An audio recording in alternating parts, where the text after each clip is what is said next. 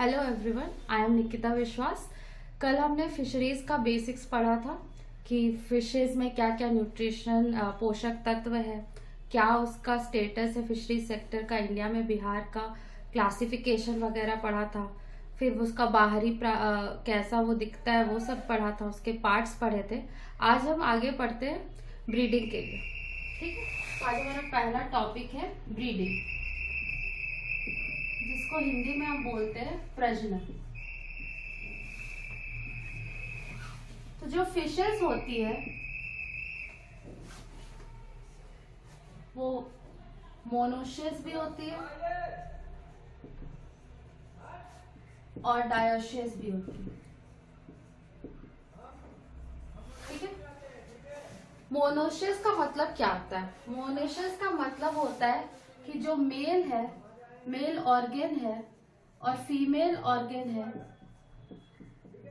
वो एक ही part of the body में, मतलब मेल और फीमेल वो दो एक ही फिश, मेल भी है और फीमेल भी है, तो उसको हम बोलते हैं मोनोशियस। और डायोशियस कहते हैं कि मेल फिश अलग है, मेल ऑर्गन एक फिश में है और फीमेल ऑर्गन अलग फिश में। ठीक है, डिफरेंट बॉडी पार्ट में। इसको हिंदी में हम द्विलिंगी भी बोलते हैं।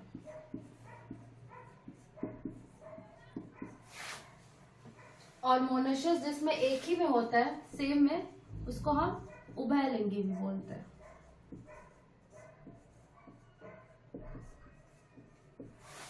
तो जो फिशेस है उसमें मोनोशियस और डायोशियस दोनों टाइप की फिशेस मिलती है।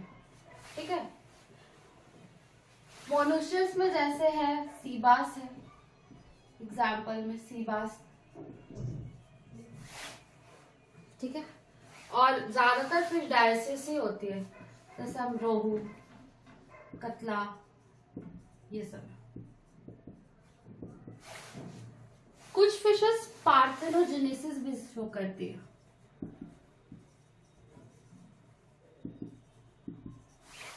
पार्थेनोजेनेसिस क्या है? ये एक टाइप का एसेक्सुअल रिप्रोडक्शन है।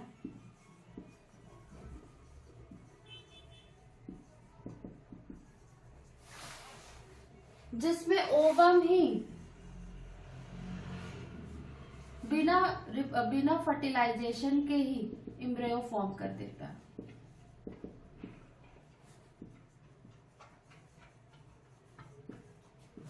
ठीक है,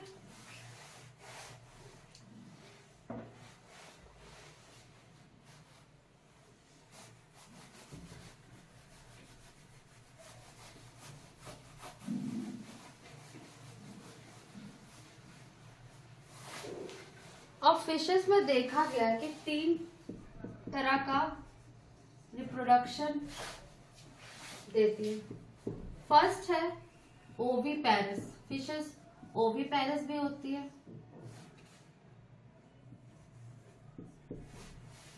वीवीपैरस भी होती है,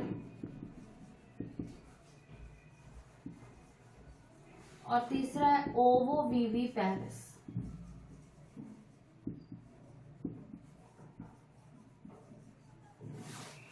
तो ओवीपैरस क्या होता है? जो मछलियां अंडा देती हैं या जिसको बोलेंगे एग लेइंग, तो वो होते हैं ओवीपैरस। ठीक है, और जो मछलियां डायरेक्टली बच्चे को जन्म देती है, यानी छोटी मछलियां जन्म दे देती है डायरेक्ट मछली,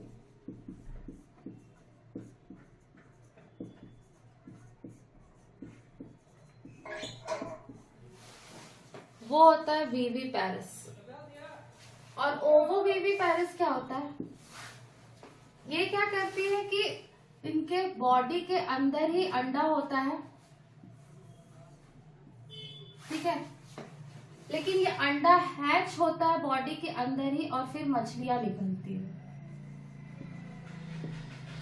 तो इसको बोलते हैं ओवोवीवीपैरस, मतलब ये एग भी है लेकिन बॉडी के अंदर है और बच्चा भी बाहर आ रहा है।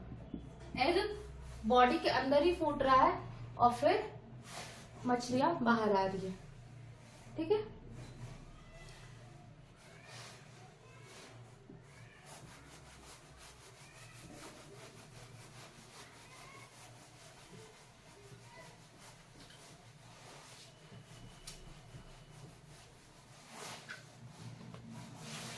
अब हम बात करेंगे प्रजनन अंग।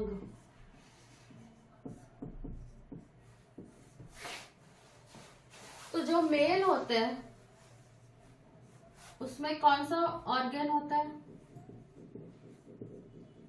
टेस्टिस। और जो फीमेल होते हैं उसमें क्या होता है? ओवरी। ठीक है, तो ये टेस्टिस किसके नीचे होता है? किडनी के, फिश के किडनी के नीचे होता है। और ये जो टेस्टिस है, एक पेयर ऑफ टेस्टिस होता है इस तरह से। इसमें ये जो लेयर्स होते हैं, जो इसका इनर लेयर होता है सेल्स के, मेनली जिसको स्पर्मेटोगोनिया बोलते हैं, वही कन्वर्ट होता है प्राइमरी स्पर्मेटोसाइट्स में।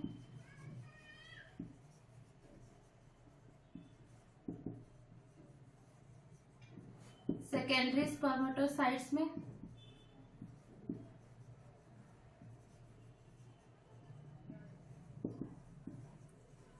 और फाइनली ये स्पर्म को बनाता है। उसी तरह ओवरी भी किडनी के नीचे ही होता है,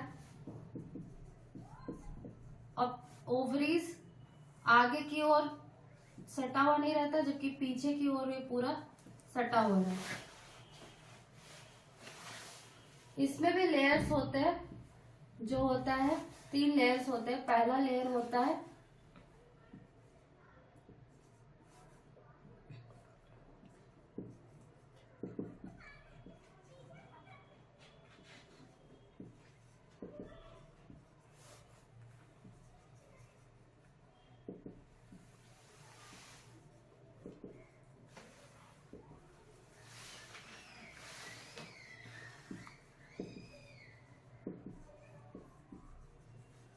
पहला लेयर होता है पेरिटोनियल लेयर, फिर होता है ट्यूनिका एल्बुजिनिया, और फिर होता है जर्मिनल एपिथेलियल।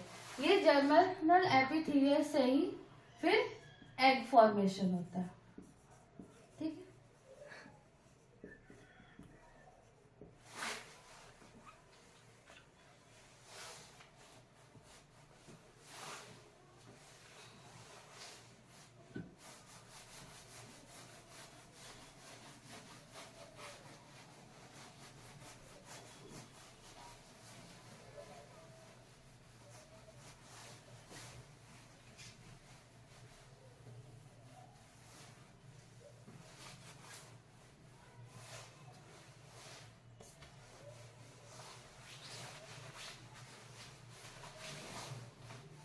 फिर हम आते हैं प्रजनन क्रिया में, जिसको हम बोलते हैं स्पॉनिंग।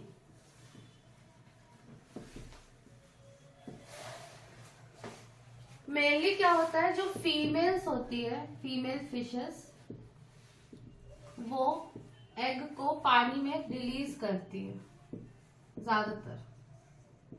ठीक है, और जो मेल होते हैं वो स्पर्म रिलीज करते हैं,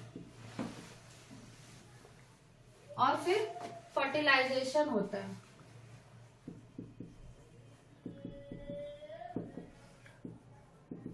और उसके बाद जब फर्टिलाइज एग हो जाता है तो वो ओपेक रहता है, सॉरी वो ट्रांसपेरेंट रहता है, ट्रांसपेरेंट। और जो फर्टिलाइज नहीं हो पाता है वो ओपेक रहता है, और वो बाद में सड़ के खत्म हो जाता है। तो ये जो ट्रांसपेरेंट, ये जो फर्टिलाइज्ड एग है,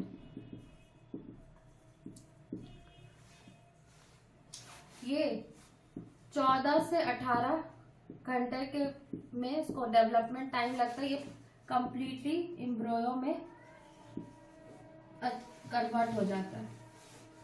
और उसके बाद जब ये हैच करता है, हैच, ठीक है, जब ये हैच करता है तो वो जीरा रहता है, स्पॉन जिसको कहते हैं। इसका मुंह डेवलप नहीं होता है, इसका मुंह नहीं होता है, मुंह डेवलप नहीं होता है, ठीक है। तो ये खाएगा कैसे जब मुंह है नहीं? और तो फिर क्या होता है ना, ये जो रिलीज होता है ना, इसके जो स्पॉन के साथ ही यॉक सैक होता है, यॉक सैक, ठीक है, वो इसको न्यूट्रिशन प्रोवाइड करता है। कितने दिनों के लिए? 2 से 3 दिन। और उसके बाद उसका मुंह डेवलप हो जाता है। और उसके बाद ये धीरे धीरे पलवक या प्लैंकटन खाना शुरू कर देता है, ठीक है। तो ये था नेचुरल स्पॉनिंग कैसे होता है, कैसे फर्टिलाइजेशन होता है। जो फर्टिलाइज एग होता है वो ट्रांसपेरेंट होता है, जो अनफर्टिलाइज होता है वो ओपेक होता है। 14 से 18 आवर्स में एम्ब्रियो में कन्वर्ट होता है। उसके बाद फिर ये हैच होता है। उसके बाद जीरा, उसका मुंह नहीं होता है। कितने दिनों से? वो 2 से 3 दिन तक यॉक सैक रिजर्व में ही फीड करता है। उसके बाद उसका माउथ डेवलप होता है और फिर वो पलवक प्लैंटन्स में खाना स्टार्ट करते हैं।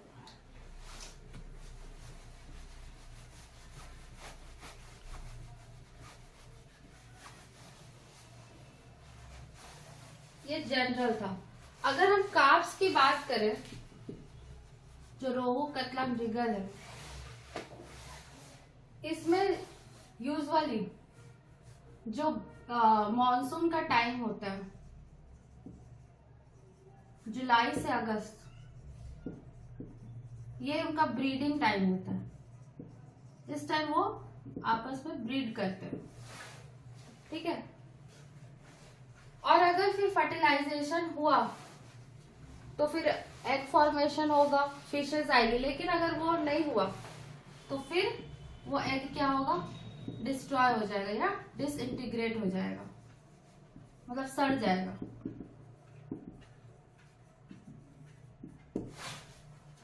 उसके बाद फिर से फरवरी के मंथ में उनके बॉडी में फिर से वो गैमेट्स फॉर्मेशन स्टार्ट हो जाएगा और मई तक वो फिर कंप्लीट फॉर्मेशन हो जाएगा। मई में कंप्लीट फॉर्मेशन। उसके बाद ये साइकिल चलते रहेगा। मई में कंप्लीट फॉर्मेशन हुआ, उसके बाद फिर से मॉनसून के टाइम वो ब्रीडिंग करेंगे। फिर उसके बाद फर्टिलाइजेशन अगर हुआ तो हुआ, वरना फिर फरवरी में फिर दूसरी गैमेट फॉर्मेशन स्टार्ट होगा।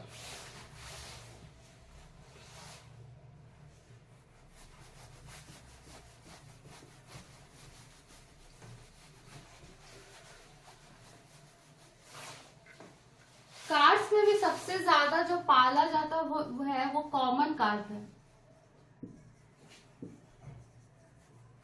क्यों? इसका फायदा ये है ना कि कॉमन कार्प एक बार मैच्योर होने के बाद पूरे लंबे समय तक एग रिलीज करता है। तो इससे फर्टिलाइजेशन का चांसेस भी बढ़ जाता है और एक से ज्यादा बैच ऑफ एग मिल जाता है, ठीक है। उसी तरह अगर कैट फिशेस की बात करें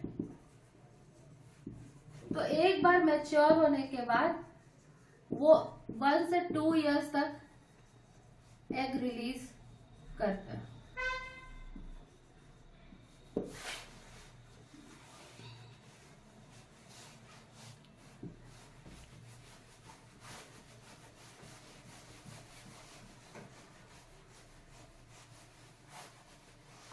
बोलेंगे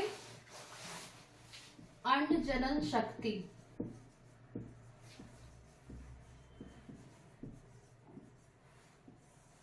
जिसको इंग्लिश में बोलते हैं फिकेंडिटी। क्या है फिकेंडिटी? क्या अंड जनन शक्ति, नाम से ही पता चल रहा है अंडा देने से रिलेटेड है, कुछ अंडा देने की शक्ति बोल सकते हैं। तो कोई भी फिश एक ईयर में या एक सीजन में कितना नंबर ऑफ एग्स रिलीज कर रही है,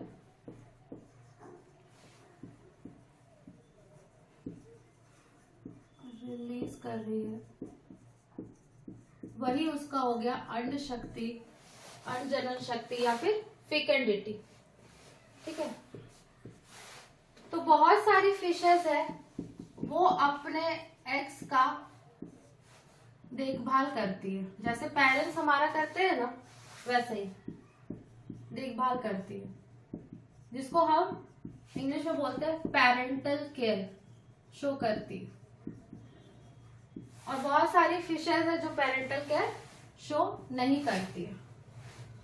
तो जब पेरेंटल केयर शो करेगी तो अंडा का बचने का संभावना ज्यादा रहेगा, और जब पेरेंटल केयर शो नहीं करेगी तो अंडे का बचने का संभावना कम रहेगा।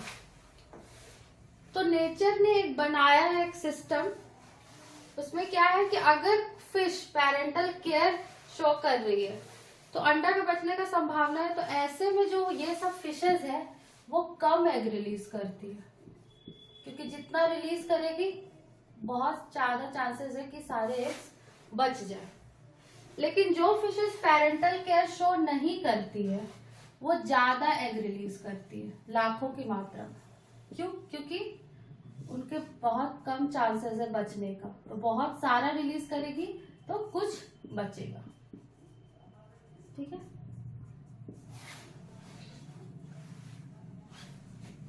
आगे बढ़ते हैं।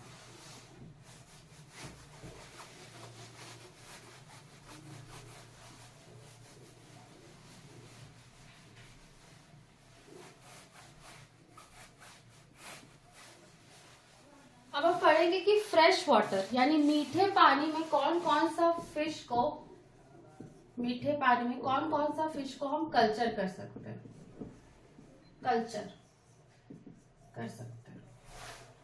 तो पहला है इंडियन मेजर कार्प, जिसको शॉर्ट में क्या बोलेंगे, आईएमसी। ठीक है, और आईएमसी कौन कौन सा है, रोहू, कतला, मृगल। ठीक है, साइंटिफिक नेम कल भी बताया था, आज भी बताती हूँ, लेबियो रोहिता। कतला, कतला, कतला। और मृगल का श्रीनस मृगला। इंडियन मेजर कार्प्स, ये यहाँ की इंडिजिनस है। इंडिजिनस का मतलब क्या है कि ये भारत में ही पाई जाती है, इसलिए इसका नाम है इंडियन मेजर कार्प्स। फिर आता है एग्जॉटिक कार्प्स। एग्जॉटिक कार्प्स वो होती है कि जो इंडिया में पहले पाई नहीं जाती थी लेकिन बाहर से आई। वो कौन कौन सी है, जैसे सिल्वर कार्प, कॉमन कार्प और ग्रास कार्प। सिल्वर कार्प का साइंटिफिक क्या है, हाइपोथैलेमिक्स पॉलिट्रिक्स, हाइपोथैलेमिक्स मोलिट्रिक्स।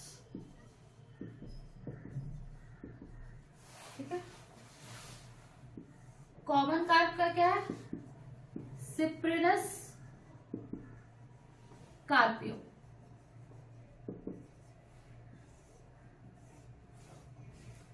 और ग्रास कार्प का क्या है? टीनो फेरेंगोडॉन आइडेना।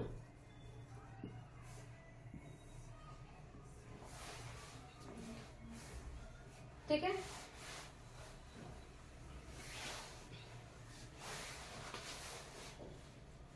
फिर और भी है, ये तो Indian major carps, exotic carps. फिर आती है कैट फिशेस।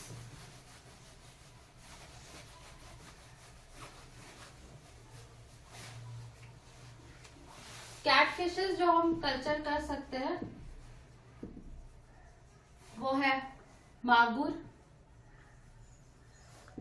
सिंगी, कवई। वैसे और भी है लेकिन ये ज्यादा मात्रा में किया जाता है। मागुर क्या है? क्लेरियस बैट्रिकस, कल ही बताया था, ये बिहार की स्टेट फिश है। फिर है सिंगी, हेट्रोन्यूस्टिस फॉसिलिस।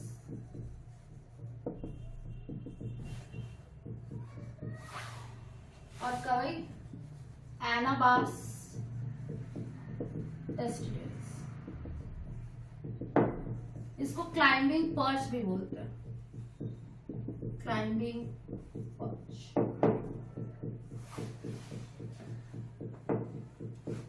फिर बहुत सारी और भी फिशेस हैं, जैसे चन्ना, पंक्टेटस, चन्ना, मार्लिस। ठीक है। और फिर प्रॉन, जो फ्रेश वाटर प्रॉन होते हैं ना, जो मीठे पानी में होते हैं, जैसे मैक्रोब्रैकियम रोजनबर्ग।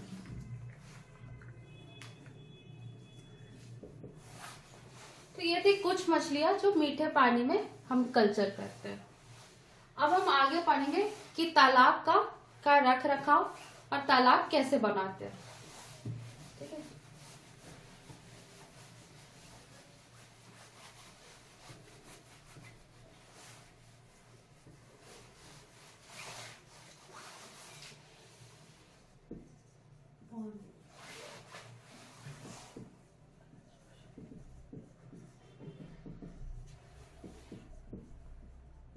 है।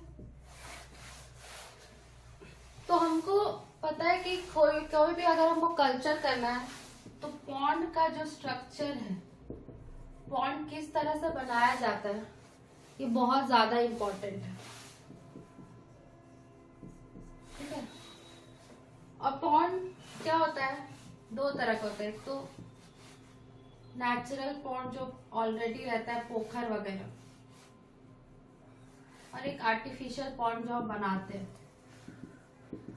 तो जो नेचुरल पॉन्ड होता है वो किस पर डिपेंड करता है? बरसात में। अगर वर्षा होगी तो इसमें पानी रहेगा, वर्षा नहीं होगी तो इसमें पानी नहीं रहेगा। तो इसका हम लोग डेप्थ ज्यादा रखते हैं। क्यों? ताकि जब बरसात का मौसम हो तो इसमें पानी अच्छे तरह से जमा हो जाए। आर्टिफिशियल पॉन्ड वो होता है जो हम लोग कंस्ट्रक्ट करके बनाते हैं। इसमें प्रॉपर इनलेट आउटलेट रहता है ताकि पानी हम लोग भर सके और पानी बाहर निकाल सके कल्चर के लिए। ठीक है।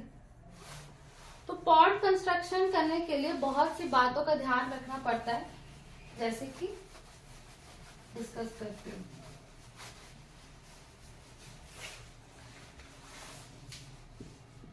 जैसा कि साइट सिलेक्शन। साइट सिलेक्शन मतलब तालाब कौन से स्थान में। ठीक है।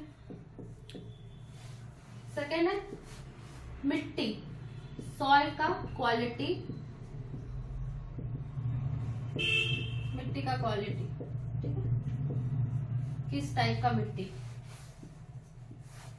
फिर पॉन्ड का शेप कैसा है, और पॉन्ड मतलब कैसा उसका आकार, पॉन्ड का आकार, तालाब का आकार, और पॉन्ड का डेप्थ, मतलब कितना उसको गहरा रखना है।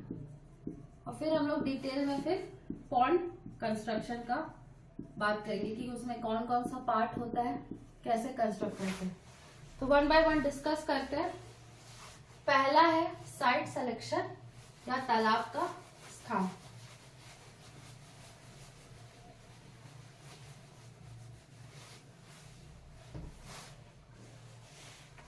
तो जब हम साइट सिलेक्शन करते हैं तो हम पहला चीज देखते हैं कि अगर नदी है आसपास, अगर पॉन्ड जहां हम सेलेक्ट कर रहे हैं, तालाब जहां कर रहे हैं, नदी है, तो वो उससे ऊंचा स्थान में ना हो, क्योंकि उसमें पानी ठहरेगा नहीं, क्योंकि सब पानी नदी की ओर रिस के आ जाएगा। ठीक है, ये पहला चीज देखना है।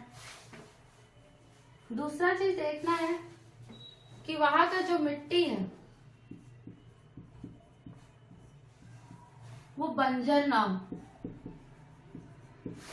ठीक है, ना ही चट्टान वाला भी ना हो, ज्यादा चट्टान भी ना हो और बालू वाला भी ना हो, क्योंकि जो बालू वाला रहेगा उसमें पानी रुकेगा नहीं, वो सब बह जाएगा। ठीक है, तीसरा चीज जो हम देखते हैं कि जो मिट्टी है जहां हम सेलेक्ट कर रहे हो वो मिट्टी ना ज्यादा एसिडिक हो ना ज्यादा अल्कलाइन,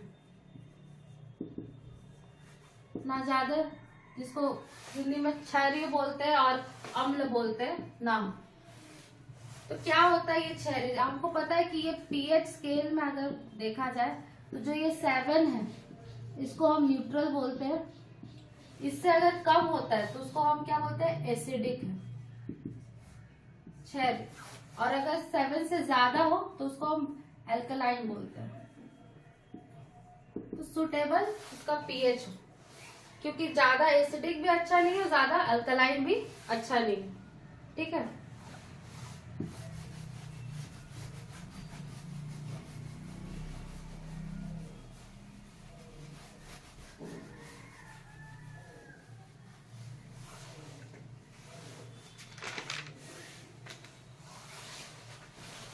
फिर जो मिट्टी है वो चिकनी मिट्टी होना चाहिए, जिसको इंग्लिश में बोलते हैं क्लेई सॉइल, वो तो अच्छा है। या फिर लोमी, क्लेई लोमी सॉइल भी अच्छा है।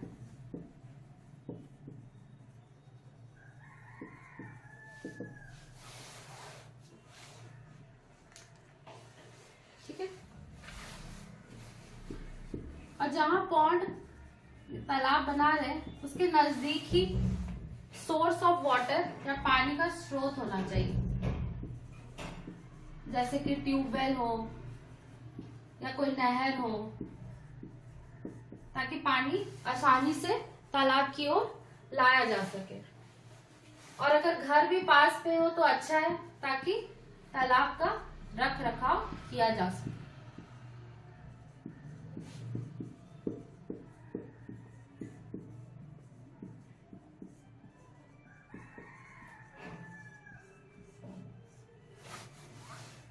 ठीक है, और जो तालाब है ना वो बहुत ज्यादा नीचे स्थान में भी नहीं करना है, ऐसा स्थान में जहां पानी रुकना चाहिए। ये हमको इन बातों का ध्यान रखना है जब भी हम तालाब बना रहे हैं।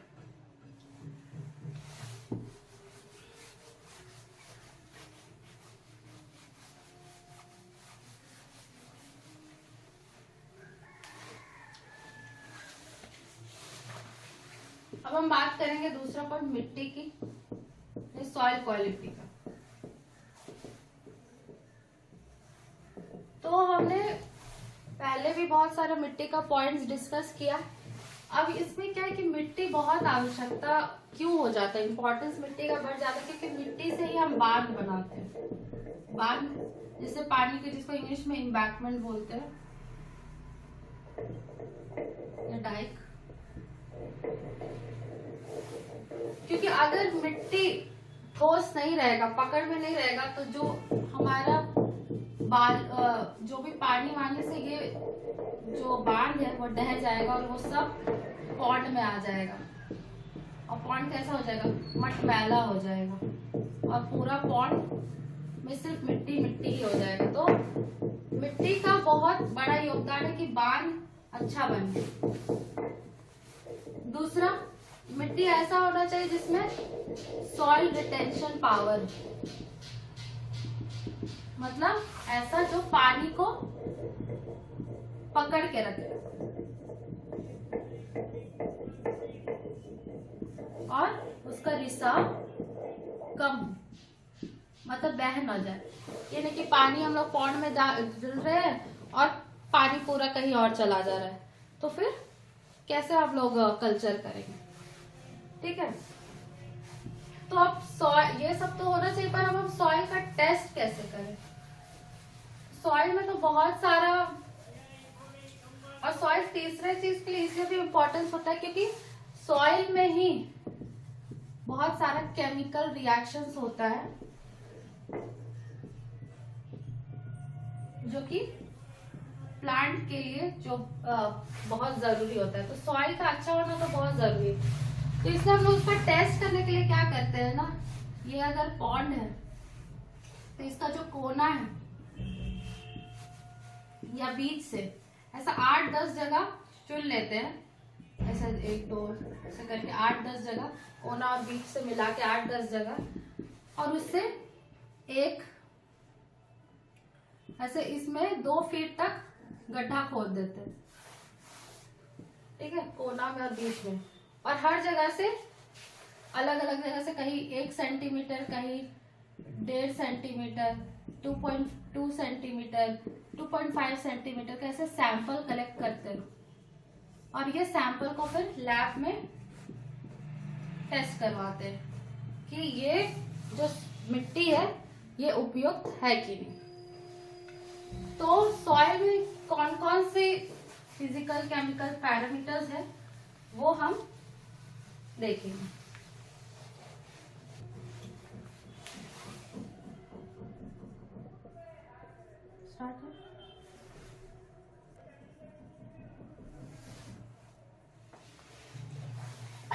तो अब बात करते हैं कि सॉइल का क्वालिटी कैसा होना चाहिए। अगर हम उसका रंग का बात करें, मिट्टी का रंग कैसा होना चाहिए, काला भूरा होना चाहिए। और सॉइल कैसा होना चाहिए, अभी हमने पढ़ा, या तो क्लेई सॉइल होना चाहिए या तो क्लेई लोमी सॉइल होना चाहिए। ठीक है, पीएच कितना होना चाहिए सॉइल का, 6 से 7.5 के बीच। ठीक है, और जल धारण क्षमता मतलब वो कितना 40% से ज्यादा वो वाटर को होल्ड करना चाहिए, पकड़ के रखना चाहिए। और जो सॉइल है उसमें हम जानते हैं कि जो मिट्टी होता है उसमें क्ले भी मतलब जो पूरा सॉइल है उसमें मिट्टी भी कुछ परसेंटेज होता है, थोड़ा थोड़ा ग्रेवल्स होता है जिसको सिल्ट कहते हैं, और कुछ बालू होता है। कोई भी मिट्टी हो इसका परसेंटेज जरूर होता है। तो इसमें कम से कम 30% क्ले का मात्रा ज्यादा होना चाहिए, सिल्ट भी 30 चलेगा, और सैंड कम होना चाहिए, 40 या उससे कम होना चाहिए। और फिर जो जैविक कार्बन है या फिर जिसको हम बोलते हैं ऑर्गेनिक कार्बन, ये 0.5% से या इससे अधिक होना चाहिए, क्योंकि हमको पता है कि प्लांट ये कार्बन का इस्तेमाल करके फिर फोटोसिंथेसिस करेगी और वो ऑक्सीजन प्रोवाइड करेगी। इसलिए सॉइल में कार्बन भी होना चाहिए प्लस न्यूट्रिशन भी होना चाहिए ताकि वो प्लांट ले सके। अगर सॉइल में न्यूट्रिशन नहीं रहेगा, सॉइल बंजर रहेगा, तो उसमें प्लांट नहीं ग्रो करेगी, और प्लांट नहीं ग्रो करेगी तो फिर जो फिशेस है उसको खाना नहीं मिलेगा, ना ही ऑक्सीजन मिलेगा। तो इसमें नाइट्रोजन भी होना चाहिए एटलीस्ट 50 mg हर 100 ग्राम मिट्टी में। ठीक है, तो ये था कुछ मिट्टी का सॉइल क्वालिटी जो हमको तालाब बनाने के लिए जरूरत है। अब हम पढ़ेंगे तालाब का आकार के बारे में।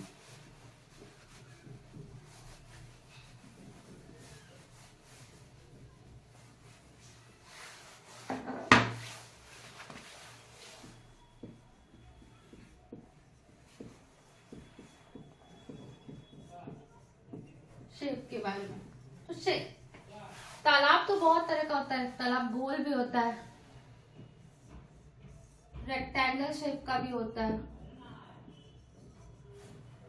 सर्कल या गोल जिसको बोलते हैं, और स्क्वायर वर्गाकार का भी होता है।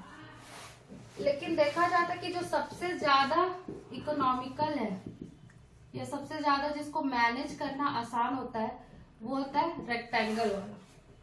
ठीक है, तो अगर हम रेक्टेंगल तालाब है तो उसमें हम देखते हैं कि जो लंबाई है और चौड़ाई है, ये चौड़ाई ये लंबाई, उसका रेशियो होना चाहिए 3:1 का। मतलब हम एग्जांपल दे रहे हैं कि अगर ये 3 मीटर है तो ये 1 मीटर होना चाहिए। और हमको ये देखा गया है कि ये जो तालाब है ना, ये जो इसका चौड़ाई है ना, ये 50 मीटर से ज्यादा नहीं होना चाहिए, नहीं तो उसको मैनेज करने में दिक्कत होता है। ठीक है, तो ये था तालाब का आकार। अब हम पढ़ेंगे कितना इसका गहराई कितना तक होना चाहिए।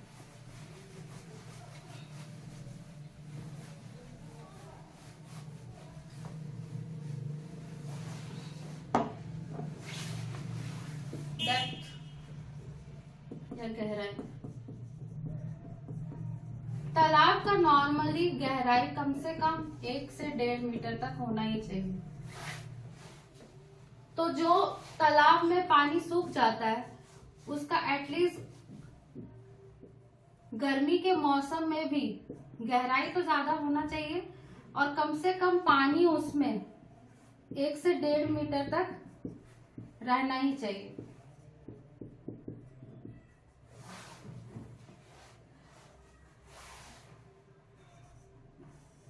जो लोअर सरफेस है उससे पानी 1 से 1.5 मीटर तक रहना ही चाहिए। गर्मी में भी इतना पानी मिनिमम चाहिए ही होता है मछली रहे उसके लिए। और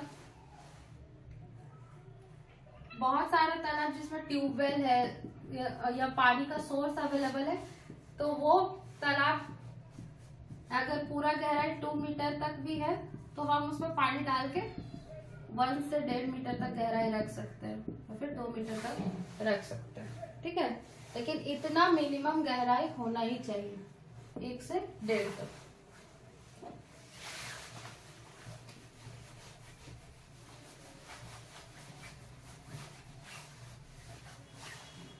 अब हम बात करेंगे पॉन्ड का कंस्ट्रक्शन का।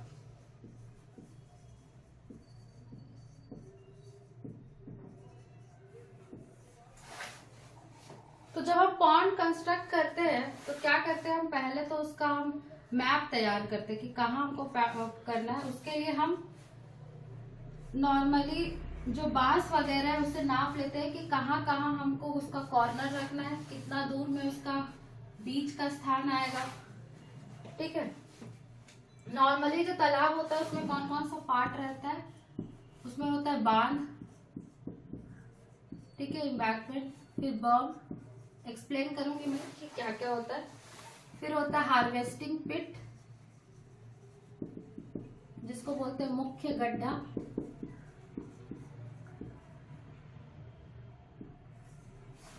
और है इनलेट या आउटलेट, मतलब जिससे पानी अंदर या बाहर आए, वो कहाँ होना चाहिए, कितना होना चाहिए, ये सब हम डिटेल में डिस्कस करेंगे।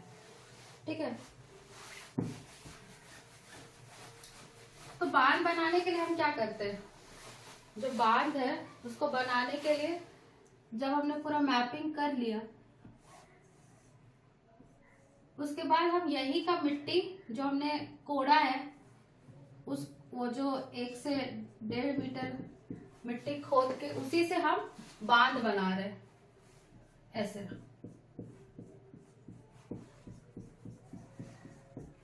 अगर इसका स्ट्रक्चर ऐसे देखे तो कैसा आएगा, ये इस तरह से आ रहा है।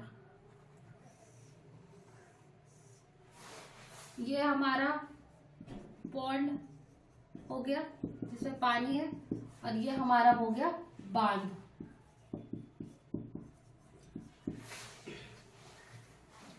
तो नॉर्मल जो बांध है उसका जो छोटा है, अगर छोटा है तो उसका कितना होना चाहिए, कम से कम हाइट होना चाहिए 1 मीटर और उसका चौड़ाई भी होना चाहिए 1 मीटर। ठीक है, तो इसका देख रहे हैं, दो, एक पानी वाला पार्ट है और एक सूखा वाला भाग है। तो एटलीस्ट जो ये सूखा वाला भाग है ना, वो इधर होना चाहिए 1 मीटर लंबा, ऊंचा 1 मीटर, और इधर होना चाहिए 1.5 मीटर, और जो सूखा वाला है वो 1 मीटर और 1 मीटर तक चल जाता है। ठीक है, लेकिन अगर पॉन्ड बहुत बड़ा है, जैसे 2 से 3 हेक्टेयर का एरिया है, तो उस जगह जो सूखा वाला पार्ट है उसका लंबाई होना चाहिए 2 मीटर और चौड़ाई 2 मीटर, और इधर का जो है, जो पानी वाला है, वो 2 मीटर और इधर 2.5 मीटर तक रह सकता है। ठीक है, फिर जो स्ट्रक्चर आता है बम, बम क्या होता है, जिसको हिंदी में बम ऐसे लिखा जाता है, ये जो हमने बांध बनाया और ये जो पानी का हार्वेस्टिंग पिट है, उसके बीच में एक प्लेटफॉर्म टाइप का होता है, इसको हम बर्न कहते हैं। ठीक है, तो इसका चौड़ाई कितना होना चाहिए, 0.75 से 1 मीटर तक। बम बनाने से क्या होता है ना, ये जो बांध है इसका स्थिरता बना रहता है, प्लस इसमें हम रह के मछली का रख रखाव भी अच्छे से कर सकते हैं। ठीक है, और ये ढांचा स्थिर रहता है। तो ये है बम। उसके बाद आता है हार्वेस्टिंग पिट, या फिर जिसको बोलते हैं मुख्य गड्ढा।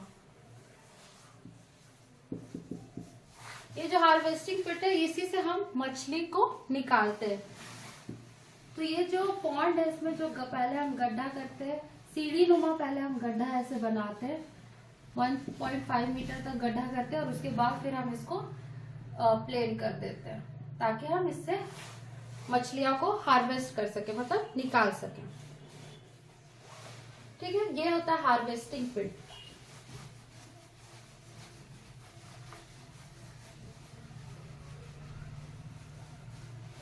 फिर आता है इनलेट और आउटलेट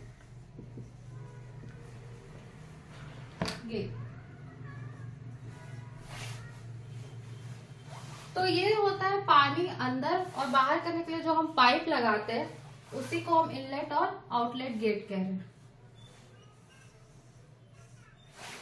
ये अगर पॉन्ड है,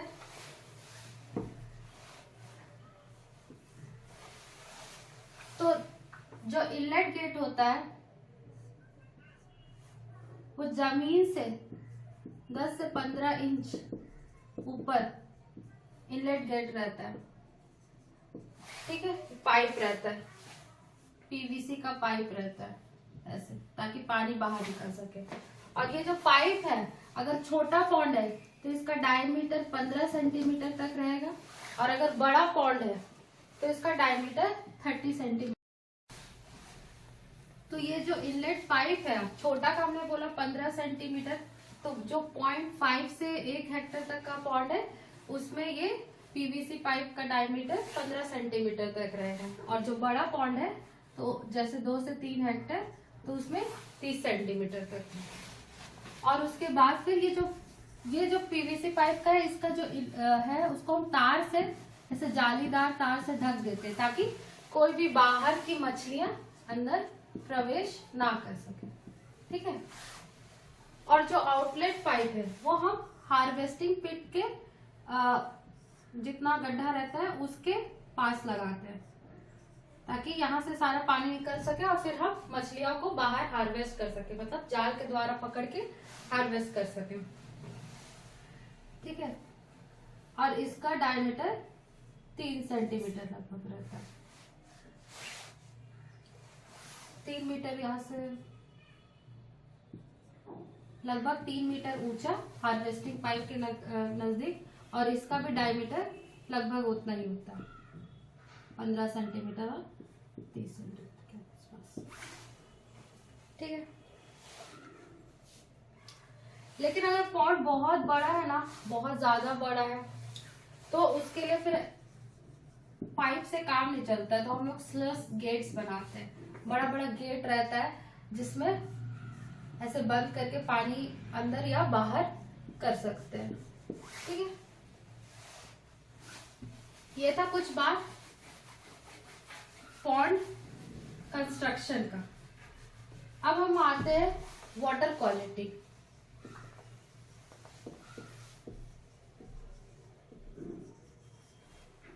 या जल की गुण। हमको पता है कि जो वाटर है वो बहुत ही इंपॉर्टेंट पार्ट है, क्योंकि वाटर में ही सारा चीज हो रहा है। मछलियां का मेन जो जहां वो रह रही है वो तो वाटर ही है, यही सांस ले रही है, यही से ऑक्सीजन ले रही है, यही तैर रही है, यही से खाना ले रही है, प्लांट भी यही है, और यही भी अपना मल त्याग कर रही है। फीकल मैटर भी डिस्चार्ज हो रही है, वो भी डिग्रेड हो रहा है। तो पानी का अच्छा होना बहुत इम्पोर्टेंट है। तो पानी का कौन कौन सा क्वालिटीज हम पढ़ते हैं? भौतिक यानी फिजिकल कैरेक्टर, और रासायनिक गुण मतलब केमिकल। तो फिजिकली जो हम बाहर से देख सकते हैं वो भौतिक है, और केमिकली उसमें क्या क्या केमिकल्स है, क्या क्या अंदर रिएक्शंस हो रहे हैं, कौन कौन से केमिकल्स होते हैं, कौन कौन से मिनरल्स होते हैं, वो डिस्कस करेंगे। तो अभी हम डिस्कस करते हैं फिजिकल या भौतिक कैरेक्टर्स, गुण जो पानी के होने चाहिए। फिजिकल या भौतिक कैरेक्टर्स।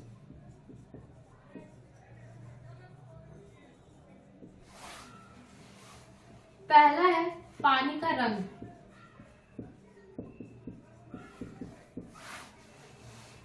पानी का रंग बहुत इंपॉर्टेंट है। पानी का रंग हरा होना चाहिए। अब हरा क्यों? अगर पानी का रंग ट्रांसपेरेंट है, इसका मतलब है कि उसमें कोई भी प्लांट नहीं है, और अगर पानी का रंग हरा है तो इसका मतलब कि उसमें अच्छे मात्रा में पलवक है, चाहे वो फाइटोप्लैंक्टन हो, जैविक पलवक हो, या जंतु पलवक जू प्लैंक्टन। ठीक है, दूसरा है पानी का ट्रांसपेरेंसी।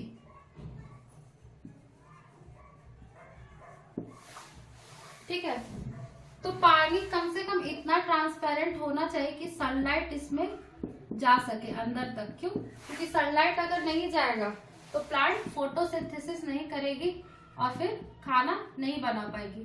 तो इसलिए वो ट्रांसपेरेंट होना चाहिए। तो कितना ट्रांसपेरेंट होना चाहिए? आइडल पॉन्ड में ट्रांसपेरेंसी 25 से 30 सेंटीमीटर, और इसको हम देखते हैं एक एपरेटस से जिसका नाम है सेची डिस्क। ठीक है, आइडल इसको माना जाता है कि इतना ट्रांसपेरेंसी होना चाहिए।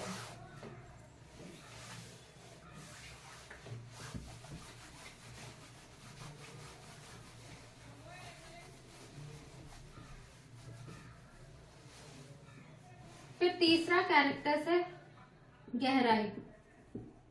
अभी ये पॉन्ड डेप्थ में बोले थे कि 1 से 1.5, तो लगभग 1 से 1.5 मीटर या ज्यादा, अगर बहुत बड़ा पॉन्ड है तो 2 से 2.5 मीटर तक पॉन्ड का पानी गहरा होना चाहिए, पानी पूरा दिखना चाहिए। ठीक है, चौथा है टर्बिडिटी। टर्बिडिटी क्या है?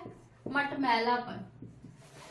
तो जो पॉन्ड है, आसपास जब बरसात होता है तो वहां का मिट्टी पूरा पानी में आ जाता है, जिससे पानी में पूरा मिट्टी बढ़ जाता है,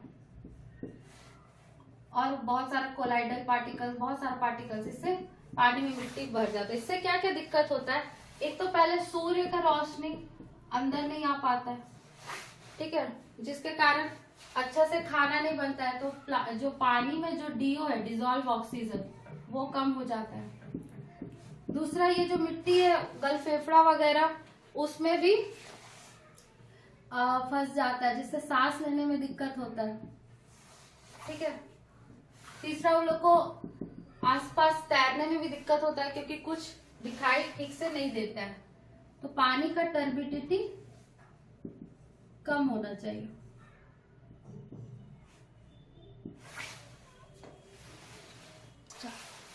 तो टर्बिडिटी कितना होना चाहिए? 25 से 80 mg, मतलब कोलाइडल पार्टिकल पर लीटर में, इससे ज्यादा का नहीं होना चाहिए। ठीक है। फिर है पानी का टेम्परेचर।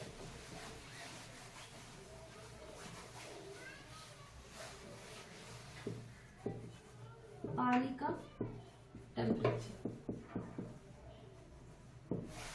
पानी का टेम्परेचर बहुत इंपॉर्टेंट रोल है, क्योंकि अगर पानी का टेम्परेचर ज्यादा बढ़ेगा तो क्या होता है, जो मेटाबॉलिक रेट है वो भी बढ़ता है। फिश का जो मेटाबॉलिक रेट है वो भी बढ़ेगा, और जब मेटाबॉलिक रेट बढ़ेगा तो वो ज्यादा ऑक्सीजन कंज्यूम करेगी, तो प्लांट, तो फिर क्या होगा, पानी का डीओ घट जाएगा। इसीलिए वाटर टेम्परेचर पर्याप्त मात्रा में होना चाहिए, ना ज्यादा होना चाहिए ना कम। तो कितना होना चाहिए? हमको पता है कि फिशेज है जो वार्म वाटर फिश भी होता है, मतलब जो गर्मी जगह भी रहता है, तो वहां का पानी का टेम्परेचर 25 से 30 डिग्री सेल्सियस तक होना चाहिए। और जो कोल्ड वाटर, मतलब जो ठंडी जगह में जो मछलियां रहती है, उसका टेम्परेचर 10 से 14 डिग्री सेल्सियस तक होना चाहिए। ठीक है। तो ये थे कुछ भौतिक पैरामीटर्स। इसके बाद आता है केमिकल पैरामीटर्स या रासायनिक पैरामीटर्स। ये हम अगली क्लास में कवर करेंगे। तो टिल देन बाय बाय।